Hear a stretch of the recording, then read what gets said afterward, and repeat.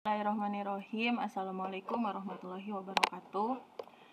Pada video ini saya akan membahas tentang penetapan kadar vitamin C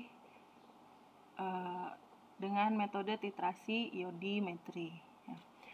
Dalam penetapan kadar vitamin C ini, sampel yang kita gunakan biasanya adalah tablet vitamin C. Nah, di mana yang akan kita uji atau analisis analitnya, zatnya adalah berupa kandungan asam askorbat dalam vitamin C tersebut. Ketika kita akan menganalisis si vitamin C dengan metode titrasi iodimetri, reaksi yang terjadinya itu adalah nanti pada saat kita titrasi, karena metode titrasinya iodimetri itu artinya metode titrasinya itu langsung, ya, di mana pada saat titrasi ini dilakukan, ya, sampelnya itu akan langsung bereaksi dengan I2-nya. Ya, jadi kalau di iodometri kan I2-nya itu berasal dari hasil reaksi antara si analit dengan KI. Nah, kalau pada titrasi iodimetri, I2-nya itu langsung direaksikan atau bereaksi dengan si sampel. Ya. Nah, jadi si I2-nya nanti berperannya sebagai apa? Kalau pada iodometri, I2-nya itu dihasilkan dari zat dari KI, ya, yang ada di Erlenmeyer, berperan sebagai reagen pada titrat. Nah, kalau pada titrasi iodimetri, I2-nya itu nanti berperan sebagai larutan peniter, ya.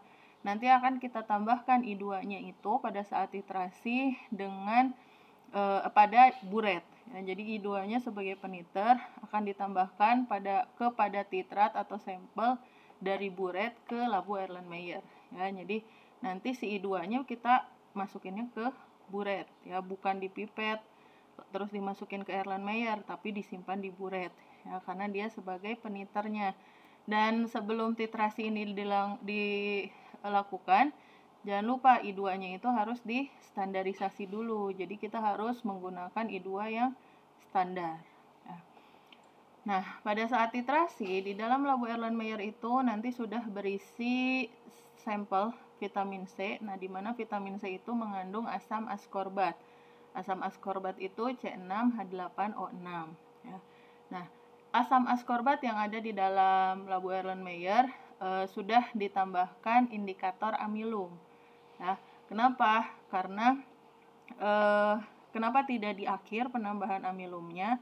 Karena nanti I2-nya itu akan ditambahkan sedikit demi sedikit, ya, ke si labu Erlenmeyer-nya, ke titratnya. Penambahan I2-nya itu sedikit demi sedikit sehingga tidak masalah si amilumnya kita berikan di awal, ya. Berbeda dengan titrasi iodometri, amilumnya kita berikannya itu di akhir menjelang titik akhir titrasi, karena I2-nya itu sudah terbentuk banyak dari hasil reaksi antara KI dengan sampelnya, ya, dengan sampel atau titratnya. Nah, sehingga kalau misalnya amilum ditambahkan dari awal, nanti akan membentuk suatu kompleks yang sukar larut. Nah, pada titrasi iodimetri, I2-nya itu tidak langsung tersedia banyak di labu Erlenmeyer-nya, ya. Jadi kemungkinan pembentukan kompleks I2 dengan amilum itu tidak akan terjadi karena I2-nya akan cenderung langsung bereaksi dengan sampel. Nah, nanti ketika I2 yang diteteskan sedikit demi sedikit dari buret bereaksi dengan sampel yang mengandung asam askorbat, akan terbentuk I-, ya, karena dia sama asam menjadi HI dan C6H8O6. Ya, keduanya merupakan larutan yang tidak berwarna. Jika asam askorbat, kandungan asam askorbat yang ada di dalam labu Erlenmeyer dari sampel ini sudah habis, maka I2 yang diteteskan dari buret itu akan bereaksi dengan amilum, si indikatornya. Membentuk apa? Membentuk kompleks I2 amilum yang berwarna biru. Sehingga titik akhir titrasinya itu adalah terjadi perubahan warna Yang tadinya Erlenmeyer-nya itu tidak berwarna karena isinya amilum sama amilum sama sampel. Ya, dia itu tidak berwarna, kemudian dititrasi sedikit demi sedikit dengan I2 ya, sampai dengan si asam askorbatnya itu habis, si sampelnya itu habis. Nanti yang tadinya tidak berwarna akan berubah warnanya menjadi berwarna biru ya. Warna birunya itu muncul akibat adanya kelebihan I2 yang tidak bereaksi dengan sampel melainkan bereaksi dengan indikator amilum. Ya. Oke, kemudian prosedurnya seperti apa? Ya, ini lebih simpel prosedurnya.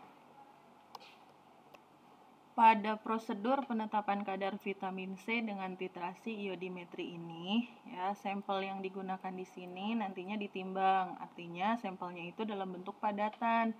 Padatan apa? Padatan tablet vitamin C. Ya. Nah, nanti yang ditimbangnya berapa? Kita harus ngitung dulu, ya. Jadi menimbang kesesuaian yang ditimbang itu sesuai dengan kadar vitamin C yang ada di etiket. Ya, jadi kita harus ngitung dulu tuh, pertama kebutuhan vitamin C-nya itu berapa banyak sih yang harus kita pakai untuk titrasi ini.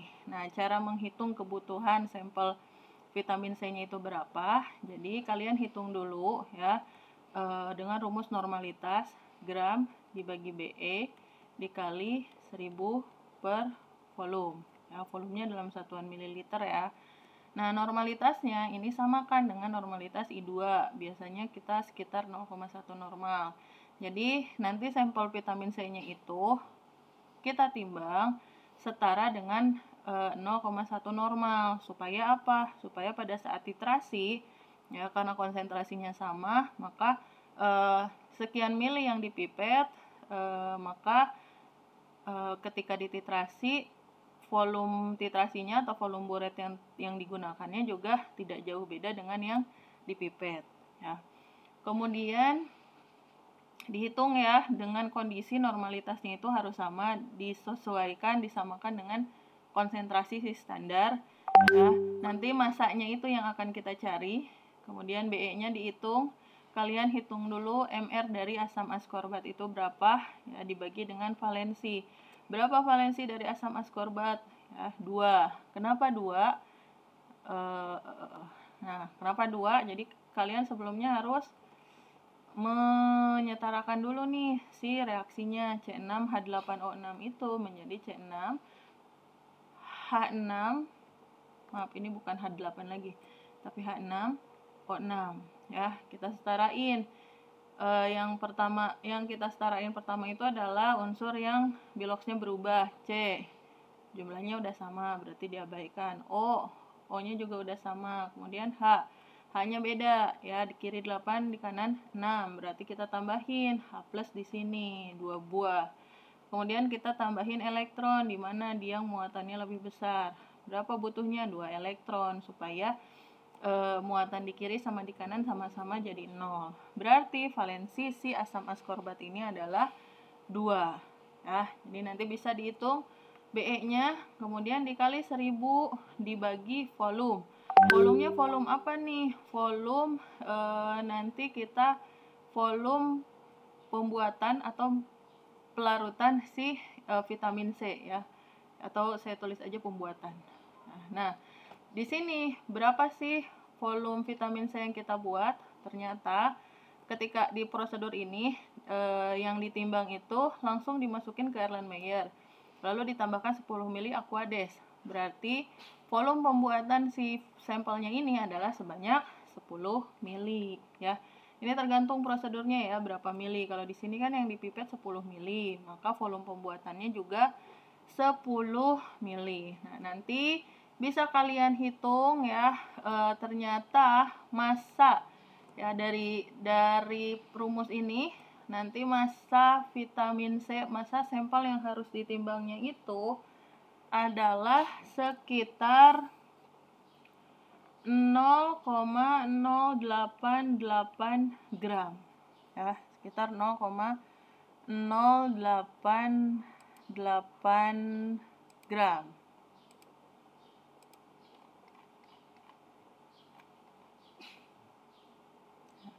Nol koma nol delapan gram. Nah, tapi ini adalah bukan massa sampel, tetapi massa asam askorbat, ya. Massa asam askorbat yang harus yang setara dengan 0,1 normal asam askorbat tersebut. Nah, sedangkan ya yang kita timbang itu ternyata bukan asam askorbatnya, tetapi sampel vitamin C-nya. Ya, yang ditimbang adalah sampel vitamin C.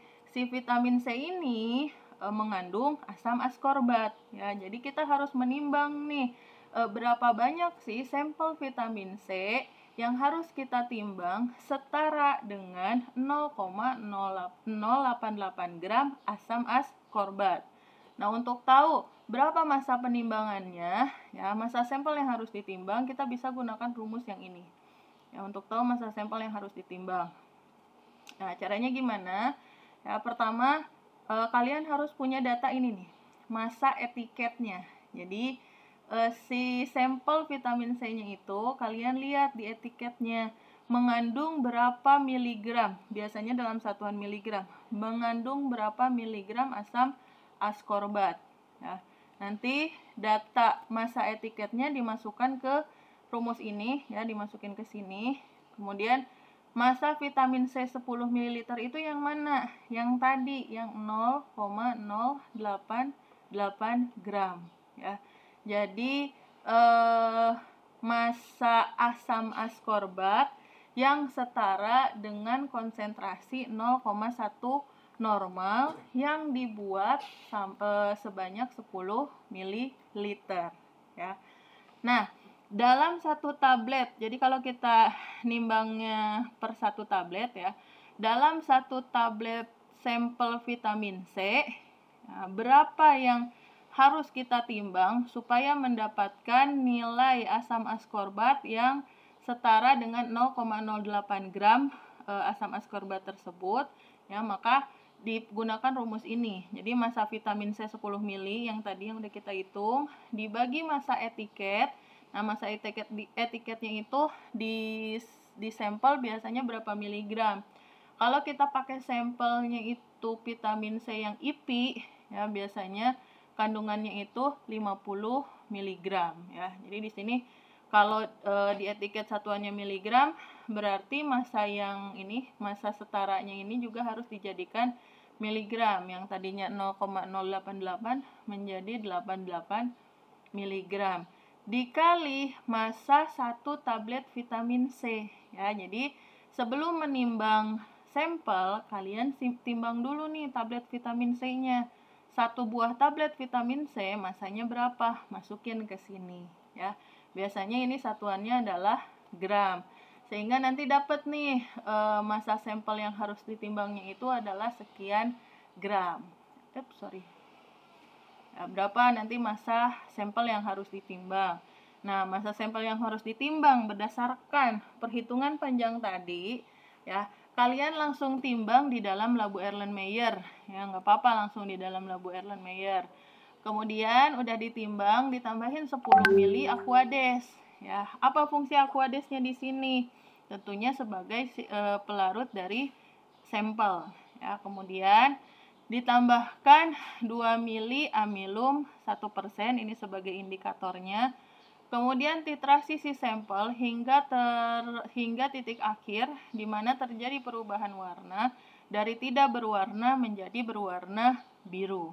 Ya, kemudian untuk mendapatkan nilai akurasi dan presisi yang bagus, lakukan titrasi ini secara duplo. Ya, jadi lakukan 2 kali titrasi. Dan setelah itu baru kalian bisa menghitung persen asam askorbat di dalam vitamin C-nya, ya. Nah, mencari persen si asam askorbatnya itu rumusnya sama ya dengan rumus-rumus yang lain. Faktor pengencer zat. Nah, faktor pengencernya berapa? Kalau misalnya kita gunakan prosedur yang ini, kita larutin si sampelnya 10 mili, lalu langsung dititrasi. Berarti faktor pengencernya itu yang dibuat 10 mili, yang dititrasi juga 10 mili. Berarti faktor pengencernya adalah 1. Dikali BE dari si zat. Zat apa nih yang mau kita hitung kadarnya? Asam askorbat. Berarti BE-nya dari asam askorbat. Dikali volume baku sekunder, volume I2-nya, dikali normalitas baku sekunder, normalitas I2-nya dari hasil standarisasi, dikali miligram sampel. Miligram sampelnya yang mana nih? Yang tadi ditimbang, dihitungkan sekian gram. Nah, lalu hasil penimbangannya itu berapa? Masukin ke sini. Nanti kita dapat nih persen asam askorbat dalam sampel vitamin C tersebut, ya. Ya, sudah dapat kadarnya, selesai. Ya, kalian nanti bisa menentukan persen kesalahan atau persen kesesuaian dari sampel tersebut. Tentunya kalau sampelnya vitamin C biasanya kita bandingkannya itu dengan data yang ada di etiket, ya. Baik, demikian penjelasan saya tentang titrasi penetapan kadar vitamin C dengan metode iodimetri. Semoga bisa difahami. Terima kasih. Assalamualaikum warahmatullahi wabarakatuh.